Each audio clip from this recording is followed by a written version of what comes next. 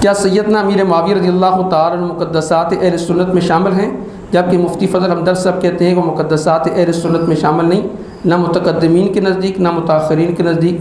اچھا، اس پر میں نے تفصیل کے ساتھ گفتگو کر دی ہے، اگر کسی نے سننی ہو تو میرا چینل پر کلپ موجود ہے، سیدنا امیر معاویہ رضی اللہ تعالیٰ عنہ پر اعتراضات کے جوابات۔ یہاں پر صرف ایک بات عرض کر دیتا ہوں، علامہ شہاب الدین خفاضی رحمہ اللہ تعالیٰ نے اس کے بارے میں یہ کہا کہ من یکون، وہ شخص جو سیدنا امیر معاویہ رضی اللہ تعالیٰ عنہ پر طعن کرتا ہے وہ جہنم کے کتوں میں سے کتا ہے۔